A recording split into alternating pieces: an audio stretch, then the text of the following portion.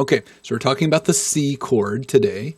And we're putting our first finger on the first fret of the B string, putting our second finger on the second fret of the D string.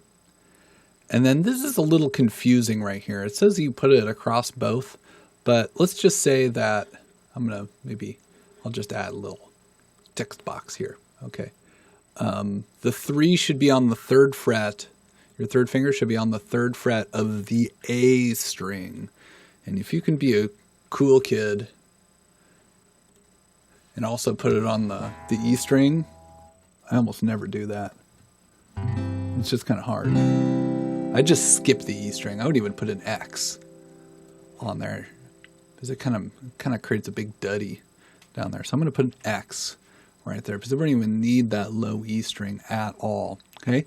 Now this doesn't really articulate which ones are the open strings. Reminder that we can add open strings by putting a little O. So I'm going to put an O right here. Okay. And then, I hate that feature when it highlights everything. Oof. And I'm going to put another little O on that G. So the E string and the G string are open. First finger on the first fret of the B string. Obviously second finger on the second fret there. So let me pull up my side box over here. And this is how I would form the chord. I would go 1, 2, 3. And then the trick is making sure your thumb's on the back. And let her rip.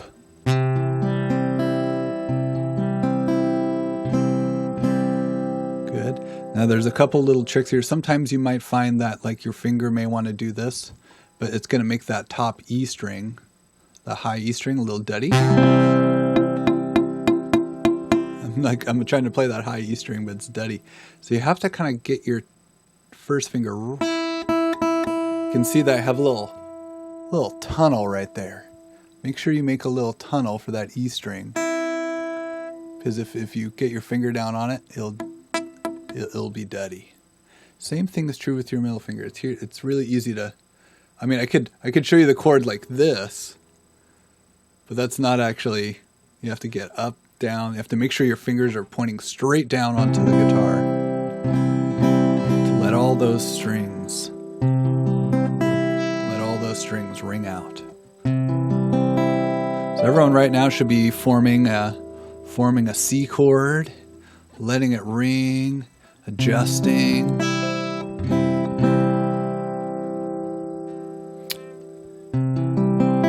Good morning, Miss Linska. You're back. Temporarily, but yes, I'm back. Back temporarily. Nice. By the way, it really helps if you guys have your camera on right now. It helps me know that you know what you're doing. So if there's a moment to turn on your camera, now's the one. Because we're going to learn something else. Okay, the next one is the elusive G7. The elusive G7. And this one, at first glance, it looks like it kind of has the same sort of pattern. Like we have a first finger on the first fret and the second finger on the second fret and the third finger on the third fret. But they're different strings. Oof. So here, I'm going to switch my camera here so it looks like I'm actually talking at everybody. Okay, and but it's actually different strings that we are looking at. So I'm going to go over here and we're going to label up where our open ones are. Reminder that our opens are zeros. And so notice that on this one we have an open string on a B. And we have an open string on the G and the D. And this one's going to be a serious reach for you guys, okay? Like the first finger is easy. The first finger just goes boop right there. But being able to reach your middle finger across and put it all the way on the second fret of the A string and reach your third finger across all the way to the third fret of the E string. It's going to be, yes. This one's going to hurt.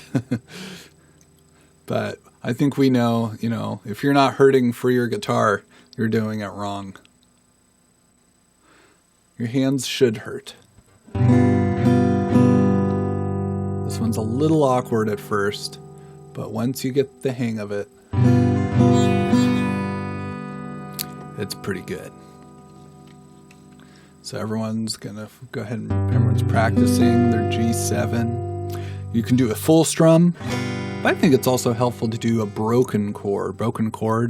Also called an arpeggio. Arpeggiate that chord. Just take out one string at a time. Just take your thumb, and of course you could do it fast. Do it one at a time.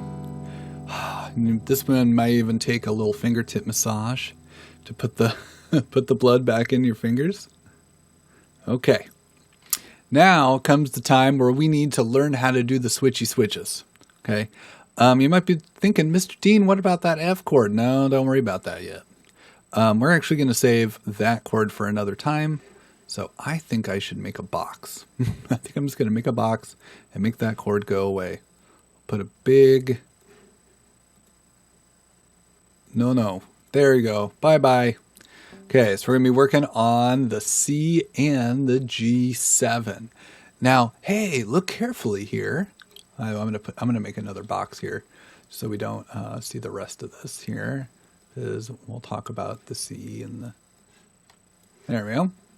So we have C, G7. Notice that 1, 2, 3, the fingers are almost always on the same frets, but they switch strings. Okay, so if I were to start off on a C chord, start off like this, do a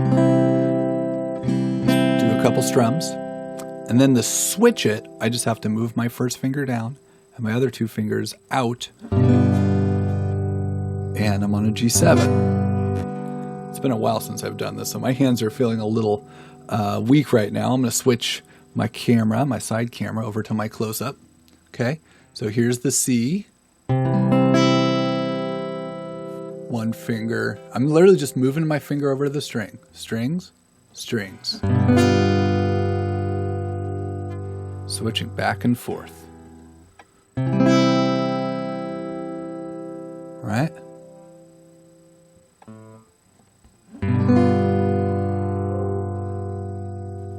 Moving back to C. Always staying on the same numbered frets, but moving the strings. And there we go. That's how we switch back and forth. Okay. I'm going to jump into the song today. And the song is, of course, Skip to My Lou. Okay. Why don't you guys spend about 30 seconds to yourself kind of memorizing these chords that are up on the screen. I'm actually going to do a little quick screen capture here. Just so that you guys will have instant access to this. They're in a way far away part of your packet, so it's going to be hard to find that particular page. So I'll just make sure I add an image. Of course, this video will be available later, but we're going to jump back to Skip to My Lou. Okay, take a look here. Okay, so we have 2 measures of C, 2 measures of G7, 2 measures of C, 1 measure of G7, and 1 measure of C. Okay, and so that's kind of the order we're going to take this. Let's go ahead and give it the old college try. Here we are. So I'm going to form my C chord, and I'm going to strum 2 measures. Actually, I'm just going to go ahead and kind of show you how this goes. Go skip, skip, skip to my Lou. I know, Nick, it's tricky to get that G7. I'm going to switch to G7. Ready, go. Skip, skip, skip to my Lou. Back to C. Ready, go. Skip, skip, skip to my Lou. Switch to G7. Skip to my Lou, my C. Darling. There we go. I'm going to perform this for you guys real quick so you see how the whole thing goes together. I find it helpful to say the words because the name of the song is Skip to My Lou. So it's going to go skip, skip, skip to my Lou. G7, skip, skip, skip to my Lou. C, skip, skip, skip to my Lou, G7. Skip to my Lou, my darling. Now, I'm definitely going to have to get myself a little fingertip massage here. Fingers are feeling a little raw, and my hands are feeling still a little cold from being outside this morning. One trick, which I think is very, very helpful, and it has to do with the name of the song. And what I do is I skip a couple strums. Skip a couple strums. Okay. And what I mean by skip a couple strums is I actually don't fully strum all of the C chords that I need to do.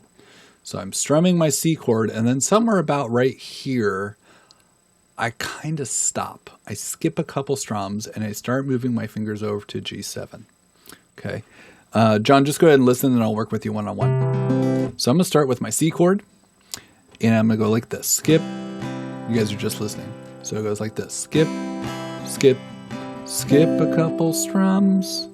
Skip, skip, skip a couple strums. C, skip, skip, skip a couple strums. G7, skip a couple strums, my darling.